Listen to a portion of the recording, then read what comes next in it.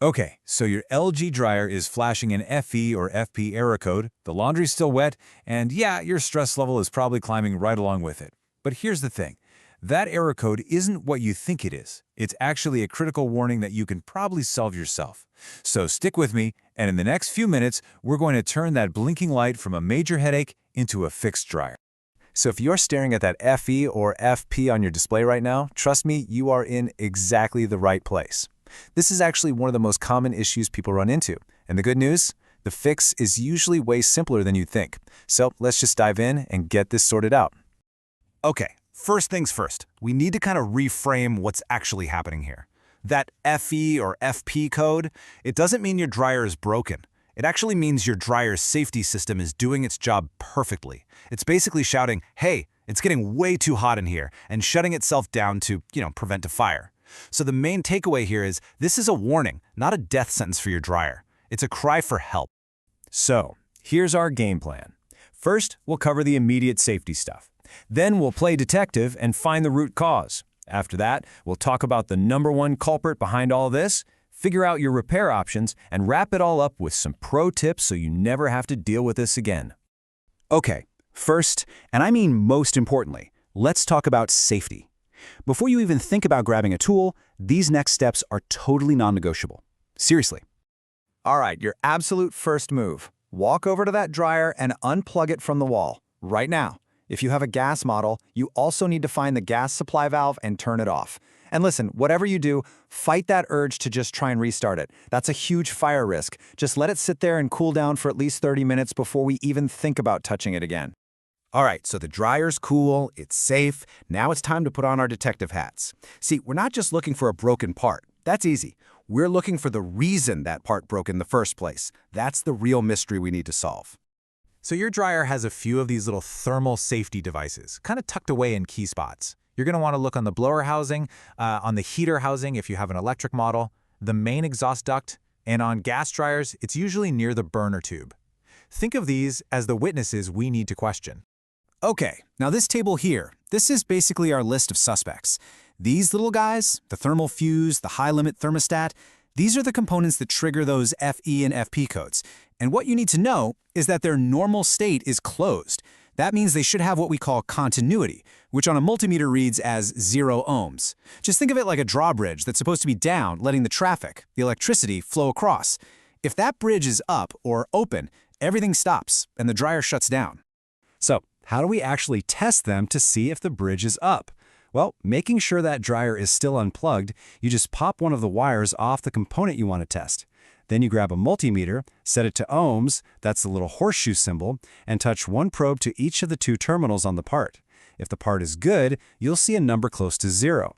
But if you see OL, which stands for open line, bingo, you found your blown part. The bridge is open. Okay, stop for a second. Before we go any further, I need you to really read this and let it sink in. This is, without a doubt, the single most important thing you need to understand. If you just replace a blown fuse without figuring out why it blew, you are doing something incredibly dangerous. You're basically just hitting the snooze button on a fire alarm. It's just going to go off again, and the next time you might not be so lucky. So what is that underlying cause? Who's the real villain in this story? Well, let's get right to the heart of the problem. And here it is. This chart tells you pretty much everything you need to know. Look at that. A whopping 70% of the time, the real reason you're seeing that FE or FP error is a clogged dryer vent. That's it. It's not some crazy, complex electrical failure. It's just a bunch of lint that's blocking the hot, moist air from getting out. So fixing this for good means we have to do a full top-to-bottom cleaning of the entire system. First, you got to pull the dryer away from the wall and disconnect that vent hose. Then, get your vacuum and suck out every bit of lint from the dryer's exhaust port and down inside the lint filter slot.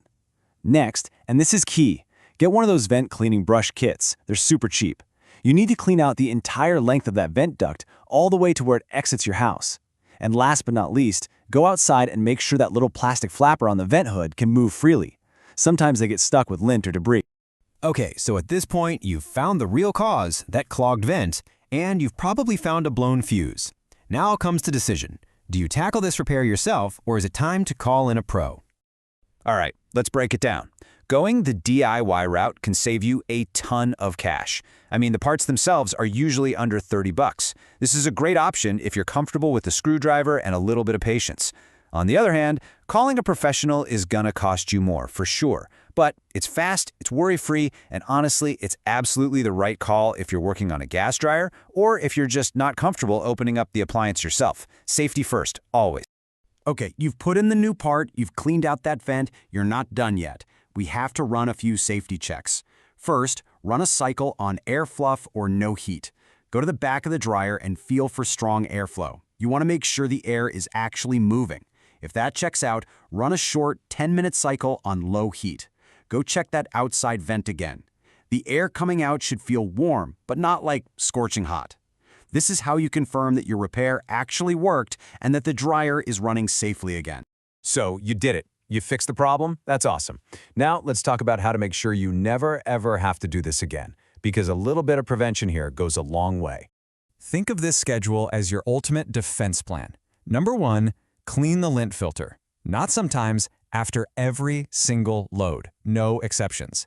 Then, every 3 months or so, just take a quick peek behind the dryer and make sure that vent hose is still connected properly and isn't kinked. And twice a year, maybe when the seasons change, do that full vent cleaning we just went over. Seriously, this simple routine will prevent almost all of these errors from ever coming back. And you know what? Let's end on what I think is the most empowering fact of this entire process. That scary error code that made you think you needed a new dryer, 70% of the time, the fix costs exactly $0. It's not about buying expensive parts. It's just about investing a little bit of your own time in some basic, simple cleaning. That's it. So look at that. You've gone from having a problem to having a solution. You've gone from being confused to being empowered. So my final question for you is this. Now that you've solved this puzzle, what's the one simple maintenance task you're going to start doing today to keep your dryer running safely and efficiently from now on?